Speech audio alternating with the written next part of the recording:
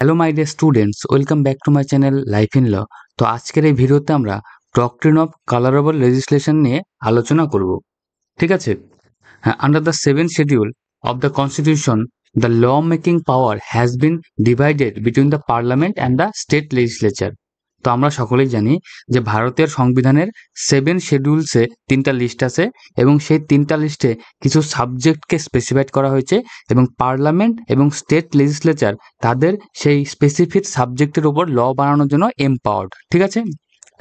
They are competent to make laws in the respected fields. তো একটু আগে যেটা বললাম, এই স্টেট লেজিসলেচার আর পার্লামেন্ট হচ্ছে তাদের রেসপেক্টেড স্পেসিফাইড ফিল্ডে অর্থাৎ সাবজেক্টে ল বানানোর জন্য হচ্ছে কি এম্পাওয়ার্ড অর্থাৎ অথরাইজড। কিন্তু এখানে প্রশ্ন হচ্ছে, what will happen when they make laws on the subject of others. রাজ্য সরকার কেন্দ্র সরকারের জন্য স্পেসিফাইড কোনো সাবজেক্টের উপর ল তৈরি করে বা আইন তৈরি করে, তাহলে সেই আইনের ইফেক্ট কি হবে, সেই বিষয়টা নিয়ে কালারেবল লেজিসলেশন ডিল করে।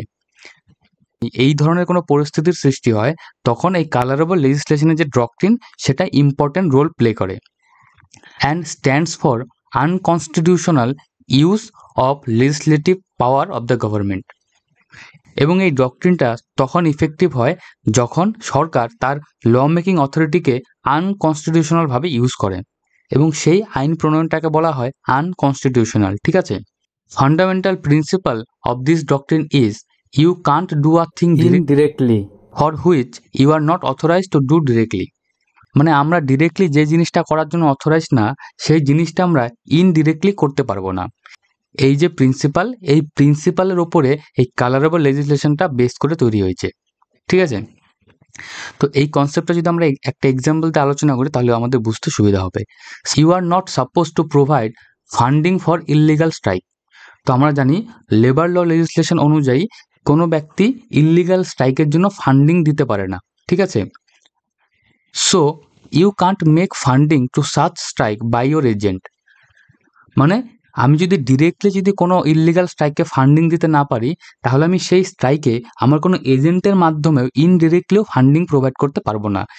এই প্রিন্সিপালটার উপর ভিত্তি করেই কালারেবল লেজিসলেশনের ডক্ট্রিনটা গড়ে উঠেছে। এবার আমরা কালারেবল লেজিসলেশনের দুটো ইম্পর্টেন্ট কেস ল নিয়ে একটু আলোচনা করব।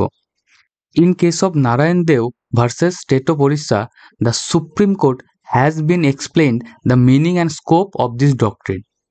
ভারতের সুপ্রিম কোর্ট 1953 সালে কেসিজি নারায়ণ দেও যে কেস, সেই কেসে এই কালারেবল লেজিসলেশনের ডক্ট্রিনের মিনিং অ্যান্ড স্কোপটাকে এক্সপ্লেন করেছিল।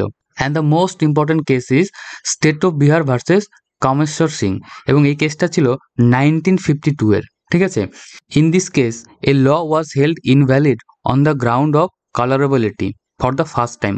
অর্থাৎ 1952-তে সুপ্রিম কোর্ট প্রথম কোনো একটা লকে ইনভ্যালিড ঘোষণা করেছিল অন দ্য গ্রাউন্ড অফ কালারেবিলিটি। ঠিক আছে? In this case the Bihar land reforms act 1950 was declare void. এবং বিহারের যে ল্যান্ড রিফর্মসের জন্য 1950 সালে আইনটা আনা হয়েছিল, 1952 সালে এই কালারেবিলিটির গ্রাউন্ডে ডিক্লেয়ার করে দেয় ভয়েড হিসাবে। ঠিক আছে? তো thank you for watching this video. আসলে এই যে ডক্ট্রিন অফ কালারেবল লেজিসলেশন, এর দেখা হয় যে বডি আইনটাকে তৈরি করছে তার আইন তৈরির জন্য সাংবিধানিক অধিকার ছিল কিনা বা সাংবিধানিক ক্ষমতা ছিল কিনা। ঠিক আছে?